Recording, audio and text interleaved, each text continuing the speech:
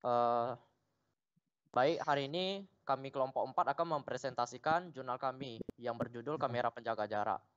Pertama-tama saya akan memperkenalkan anggota kelompok 4 terlebih dahulu. Yang pertama terdapat Kevin Charles, selanjutnya Niki Nicholas, selanjutnya Ricky Wijaya, dan selanjutnya yang terakhir saya sendiri Victor Franky.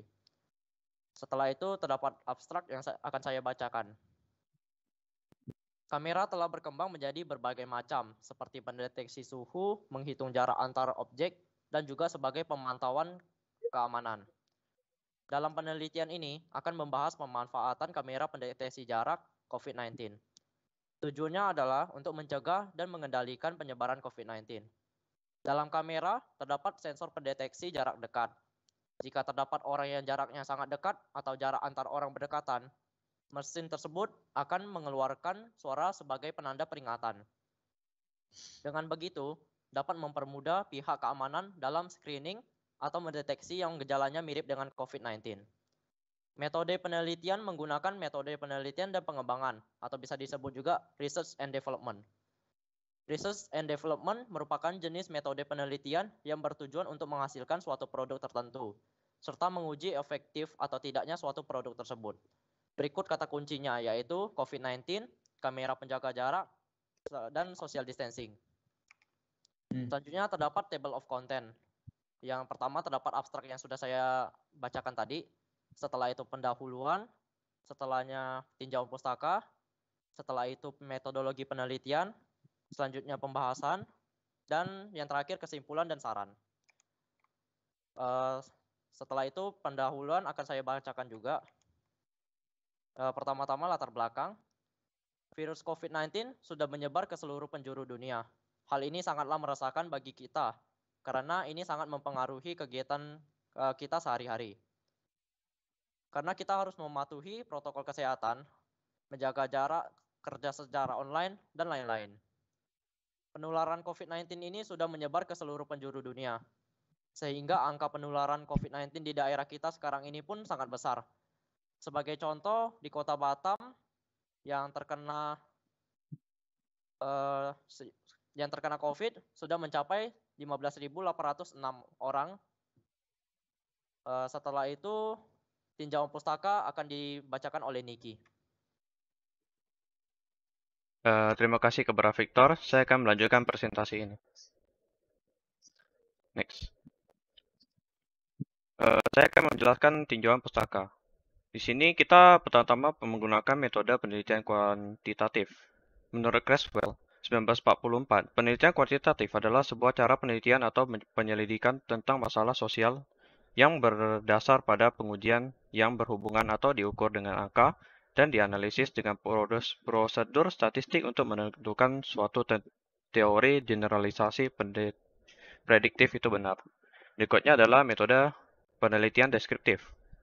Definisi pertama metode penelitian deskriptif disampaikan oleh Edna Widodo Muchal pada tahun 2000, yang mengemukakan bahwa metode penelitian deskriptif merupakan metode riset yang digunakan untuk memperjelas gejala sosial melalui berbagai variabel penelitian yang sangat berkaitan antara satu sama lain. Kemudian Hidayat 2010 memberi pendapat yang berbeda terhadap metode penelitian ini. Beliau menjelaskan bahwa metode penelitian ini adalah sebuah penelitian yang penggunaan data-data analisisnya lebih luas atau bisa ditarikkan lebih condong pada analisa yang panjang dari ujung awal sampai akhir. Berikutnya adalah kamera digital. Kamera digital adalah alat elektronik yang sudah kita gunakan sejak lama. Fitur utama dari alat ini adalah untuk merekam dan menyimpan gambar dalam bentuk digital. Tetapi sekarang sudah ada beberapa fitur-fitur baru yang telah diimplementasikan ke sebuah kamera, seperti deteksi wajah atau objek, memperjelas foto, autofocus, dan lain-lain.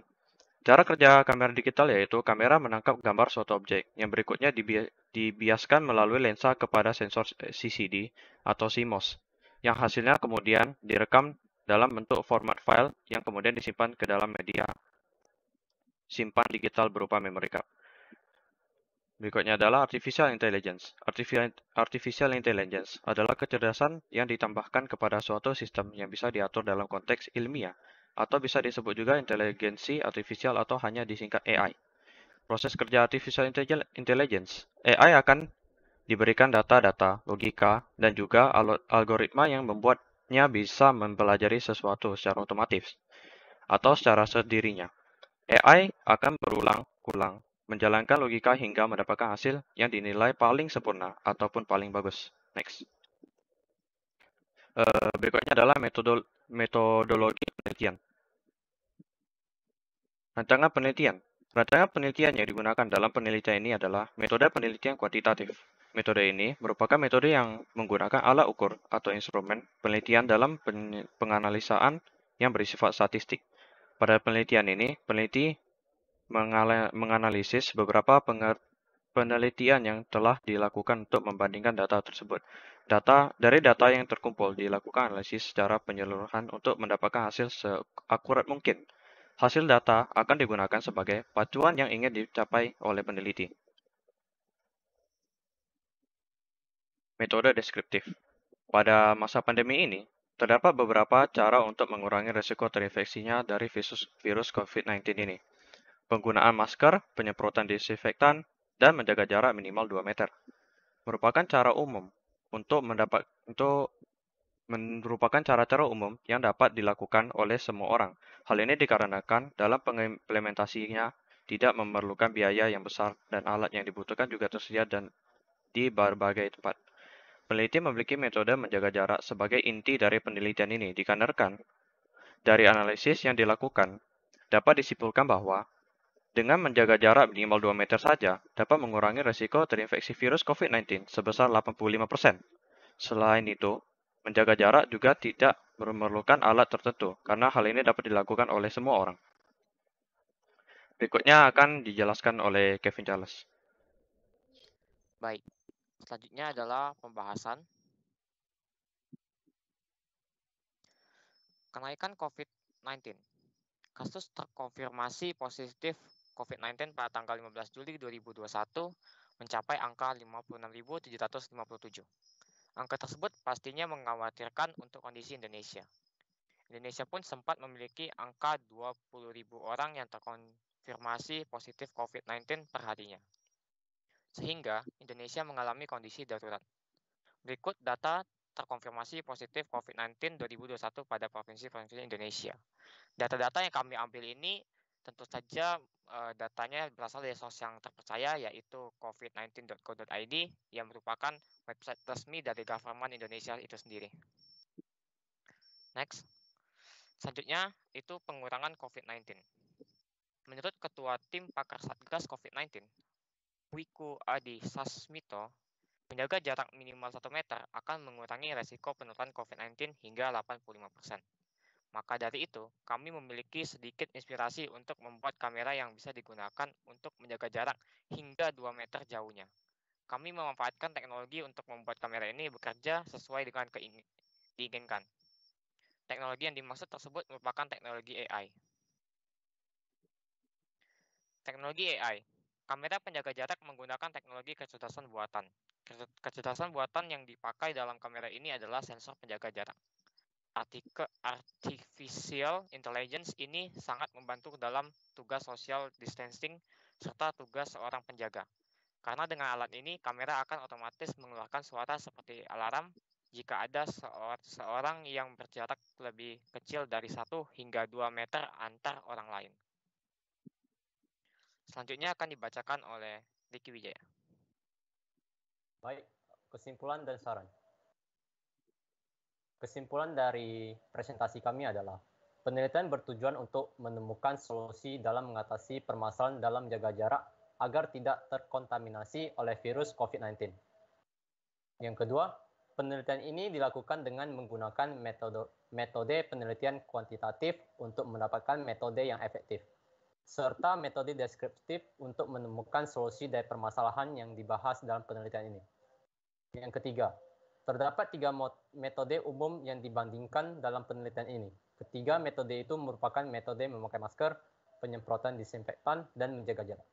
Saran dari kelompok kami untuk kamera penjaga jarak ini adalah masyarakat dapat mengurangi risiko terinfeksi virus COVID-19 dengan menjaga jarak saja. Meskipun menjaga jarak cukup mengurangi risiko terinfeksi virus COVID-19, masyarakat tetap dianjurkan untuk memakai masker baik di dalam ruangan maupun di luar ruangan. Dikarenakan selain menular melalui manusia, beberapa penelitian juga mengatakan bahwa virus COVID-19 ini dapat menular melalui udara, terutama di dalam ruangan yang tertutup. Sekian presentasi dari kelompok kami. Terima kasih. Oke, terima kasih. Ini kelompok yang terakhir sudah presentasi, kelompoknya Kevin Charles ya. Berarti nanti teman-teman yang lain silakan presentasi di videonya di-upload di YouTube ya. Bagi kelompok yang sudah presentasi, silakan kalau mau pakai yang hasil record ini dipotong saja, nggak apa-apa, terserah. Habis itu nanti disubmit. Apa lagi ya?